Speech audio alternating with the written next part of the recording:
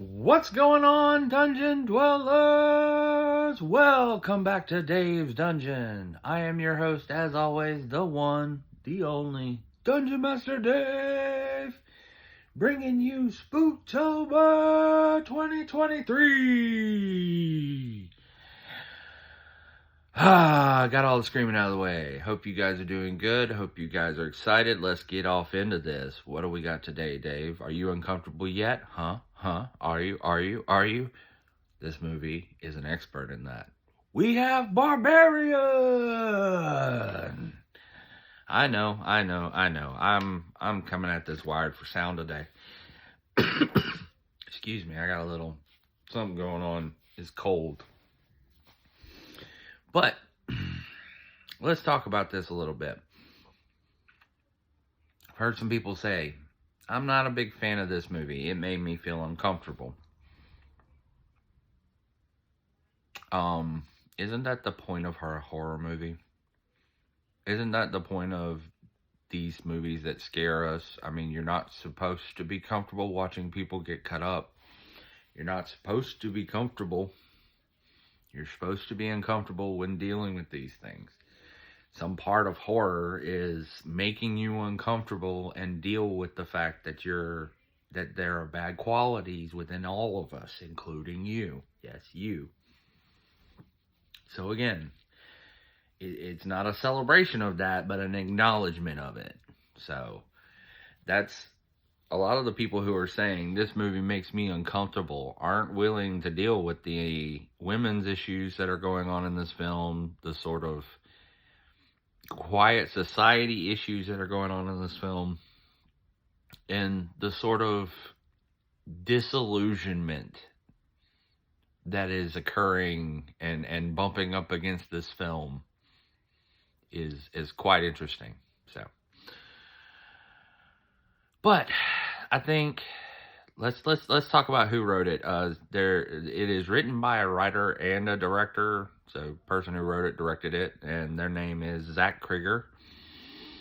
It runs an hour and 43 minutes, and I'm gonna say this is a movie that doesn't seem like a lot of time. I mean, it is an hour and a half, but what movie isn't an hour and a half nowadays? But at the same time, this one, its runtime feels longer because you are uncomfortable with what you're dealing with. So, but without any further ado, and with no more gilding of any lilies whatsoever, let's dive off into the body count.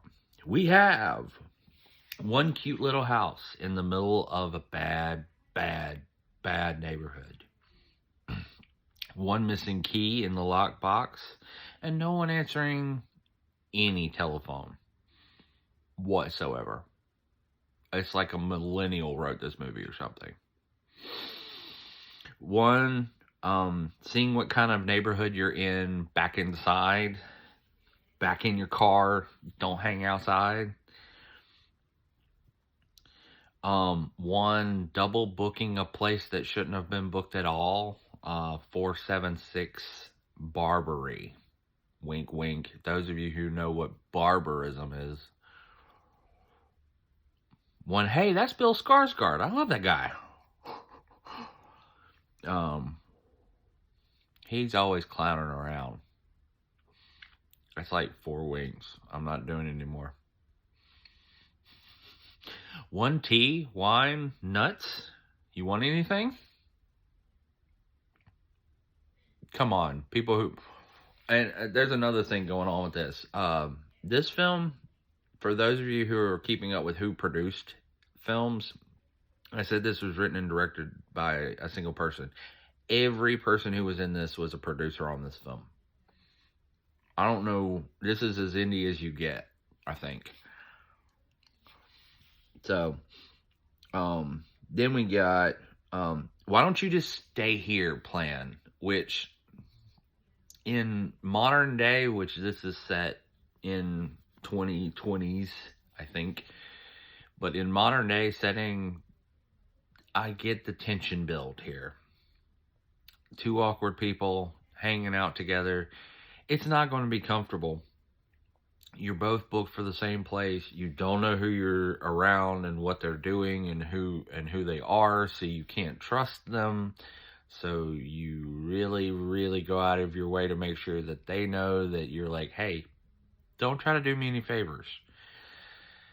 I get it. I totally get what they're going for here. It just, if that sort of awkward conversation makes you feel awkward, oh boy, this is the horror movie for you. Yeah, no, probably not. I'm going to take a picture of his ID, just for safety reasons, because what woman hasn't had to do that today?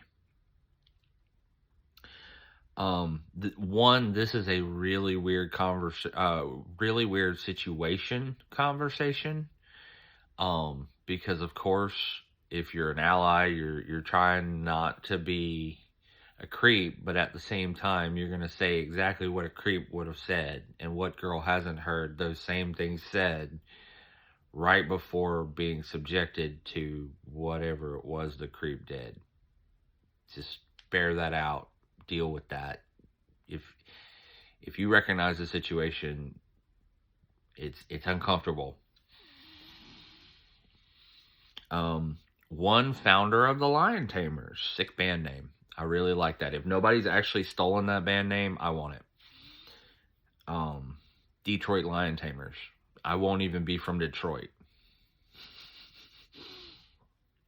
So we have one. Okay, so he's not as bad a guy as he first appears.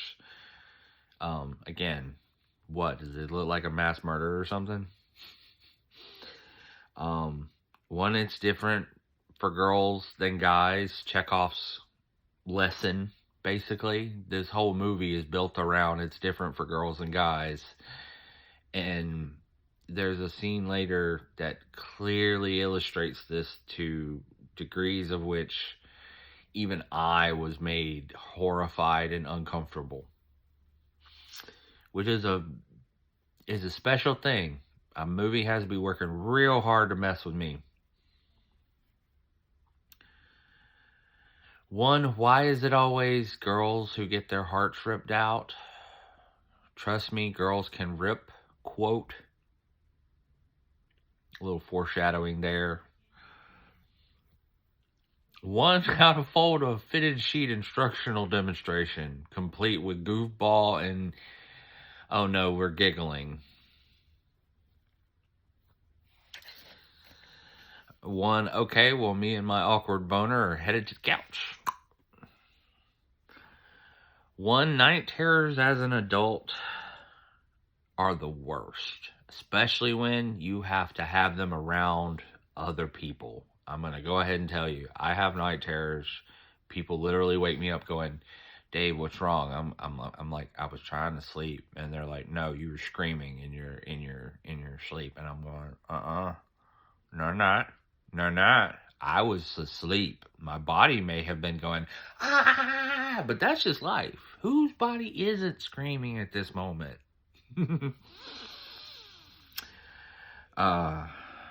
Oh, yeah. Then we have one of my favorite. Oh, God. Another one for the Am I the Asshole Reddit. Because I'm going to go ahead and save her the posting trouble. She is the asshole in that one. One cute little note wishing her to break a leg, because I don't even know who still does that anymore. Girl be like, are you threatening me? One upscale neighborhood in Crichton, next door to a leprechaun. If you get that joke, Mob Town. One, he's kind of cute though, thinking about him before the meeting. It's bad. She's down bad.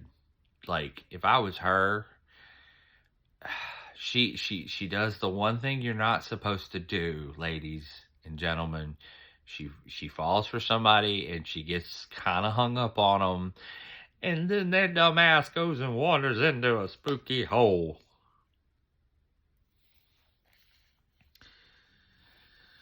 One, where are you staying, Brentmore? Oh, honey, no, you shouldn't be there conversation. From the boss, even. One Airbnb in Brentmore, warning question, like surprise shock on the face of the boss going, there aren't Airbnbs in there. There are shacks there. There's a leprechaun hut. There ain't no Airbnb in Brentmore. One extra spicy final warning. You should not be in Brentmore. Complete with crazy hobo who chases you inside to make sure that you know you're safe while you're in the neighborhood. One, I accidentally locked myself in the basement, because of course I did, because who hasn't done that little thing? One secret passageway hidden in the wall of the basement, operated by pulley, which I gotta say was, I don't know how that's set up, but my boy put in some work down there. One, nope. That is 1,000%. I agree with. I agree with it 1,000%. I mean, it is literally the smartest. No. I've ever seen in a movie. Nope. One, I've seen people under the stairs. I know how this ends scene. One MacGyver trick to see down the secret tunnel. Secret tunnel. Yeah, and then, and by the way, up to this point, the movie's been generally kind of fun, generally kind of, you don't know what we're into yet, you know? But then, it was just all noises and creepy vibes until we see that room. Yeah, one oh my god moment. We're in that sort of a house. Yeah. Yeah. One, oh hell no, you get me the fuck out of here, Keith quote.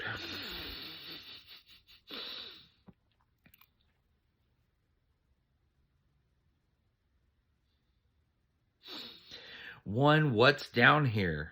A dungeon? What? A fuck dungeon? A fuck dungeon. Do I have to spell it out for you? One, whoa, wait, don't leave me here. I gotta go Scooby-Doo this bucket. Because it was a room with a bucket and a camera and a bed. If you don't get why that's fucked up, it was a room with stains on a bed. You're going to find out why it was fucked up in a minute. One, Keith, now is not the time to be exploring the dark and spooky sex dungeon. One, but wait, there's more. The hallway that will not end and goes into the, I mean, I swear to God, it goes into hell and then out the other side.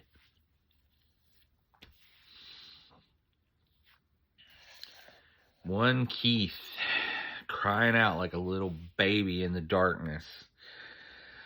And of course, the one girl who's in this impossible situation of having to save his ass.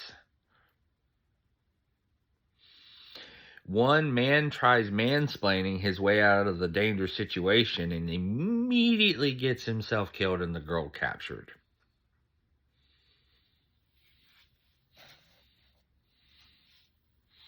One, holy fuck, who or what in the golem is that? Precious. Two big old swinging titties, foo. Because you know, if you've seen it, you know. One, and now for something completely different. Misogyny! One, Justin Long in the flesh. I love that guy too. Too bad he's playing a douche. La douche. He is driving a nice car though. AJ's car was nice. Was. AJ has a awkward conversation and a really, really, really bad day. Because he's a rapey douche. And by the way, for those of you who don't like that word, deal with it. It's what you do. It's what these people do. And guess what? If we're going to deal with the topic, we're going to deal with the topic and we're going to deal with the word. Because we're not going to be scared of language. We're going to talk about it.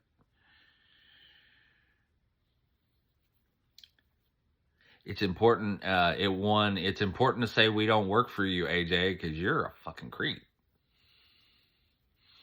One, no new money coming in, and I'm giving you your files back. Because it couldn't have happened to a nicer guy. One, if I could just talk to her, I could fix this delusion. One, he needs a place to lay low and get cash to basically get away with his crime. So he goes to a triple booked property. But nobody has complained, so nobody knows it's triple overbooked. One, who left all this stuff here? Don't we have people checking these places? Of course not.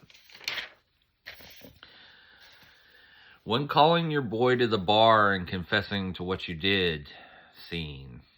Because yes, Justin Long is playing an asshole. A rapey asshole. One, unadvised phone call to your victim because you're feeling guilty. You know, I might have saved that one for prison. One, is that a whole car outside? Really, what's going on here? One, squat in my house, I'll show you, quote, complete with paring knife and pink shirt. Because he's just the bastion of masculinity. One, quote, unfinished basements can't be counted in the GLA, but can be counted in the total area. Oh, hell yeah, quote. Man didn't see a problem with that room. Neither did our boy from the Lion Tamers, which, of course, neither of them didn't, because it's a room with a bed and a bucket.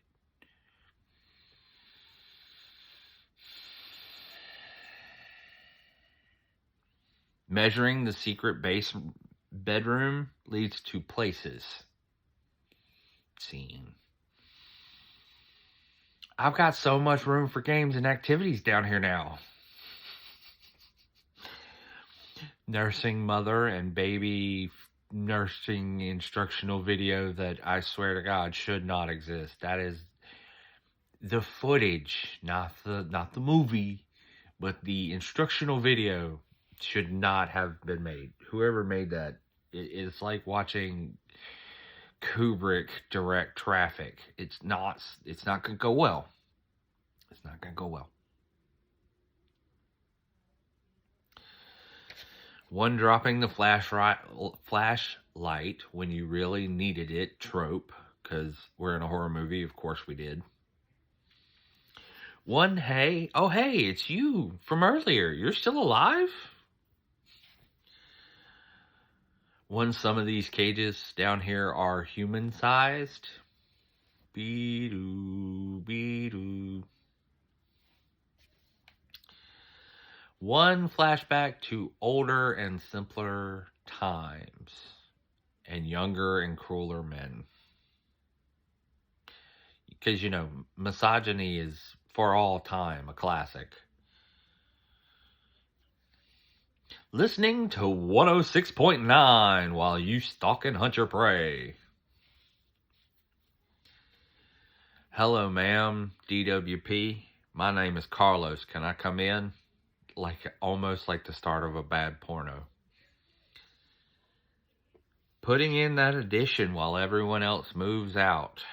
Neighborhood going to hell, all right, foo. Because I'm going to tell you this. If you're not uncomfortable with that room now, you should be. And if you're not, you're the fucking monster. You have to stay calm around her or things go bad. Because poor Bill. One baby hungry, one a baba. Just fucking drink it. One, you're both my babies now. Meet Momma scene. One, why won't you be my good baby boy? Nursing AJ scene. Buh. One, test learning from the last time. Stop for no one and nothing. Just, she hit that front door like she had a purpose. Bow!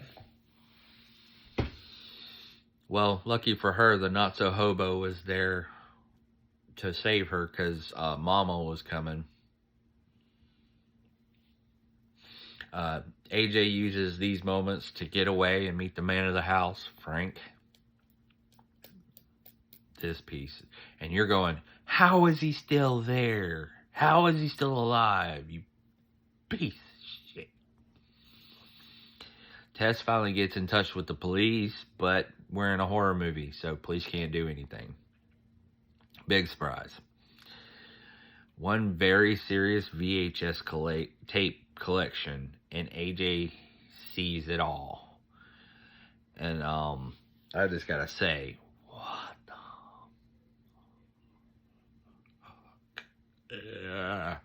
the most horrifying scene in the movie, easily, hands down. Thinking about yourself being AJ and pressing that tape into that thing and having it come up in front of you and knowing the guy's behind you, that's the moment I'm like, nope. One, thank you for bringing me my gun. See you, loser. One, Tess finally decides to get in the car and drive right into Big Momma in the side of the house. She should have just left. I'm sorry. I thought she had learned, but I would have just, screw AJ. He deserves this. I'm leaving. Bye.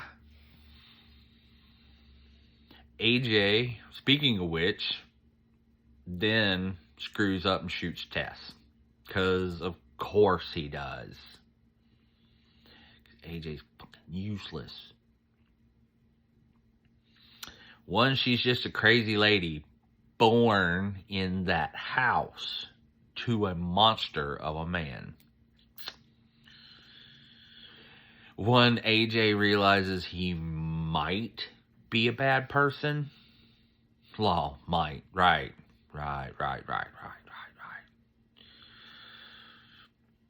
One, we are not safe here. I repeat, not safe. One, are we really going to run upstairs at the end of all this? Really?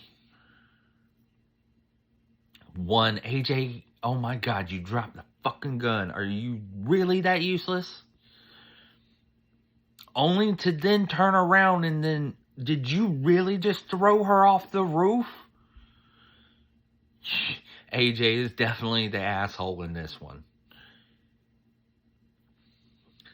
One, flying Big Momma to the rescue. One, AJ hurt her baby, so AJ's gotta go. And finally, one, Momma loves you, baby. Kiss, kiss. Bang, bang. 4.5 stars. Dave says, this is a must-see horror film. And I get it. It makes you uncomfortable, but it is a must-see. Everybody needs to see this because everybody needs to get the morals of the story. MVPs for Georgina Campbell as Tess. Matthew Patrick Davis as the mother. Way to show up, ally. Bill Skarsgård as Keith. Justin Long as AJ. Richard Brake as Frank, which, if you need a bad guy, call Richard Brake. And for his sanity and safety, please don't do it too often, but please call Richard Brake. And finally, Zach Krieger, the writer-director, who put together, I think, a really pointed and really well executed look into the horrors of gender in everyday situations. And I gotta say, it was a fantastic film, and I could gush more over it. I could gush more over it. So that's gonna do it for this section of the review. If you don't want spoilers, you need to back away slow and get out of here and get in the car and don't look back. Just drive. Go watch the film. You can find it on Max. I don't know if it's still on Amazon, and I don't think it was on Tubi. I think the only place I've found this so far is Max. So for those of you looking for it, sorry, you may have to go buy this one or rent it, but it's worth the rental. It's worth every minute of it.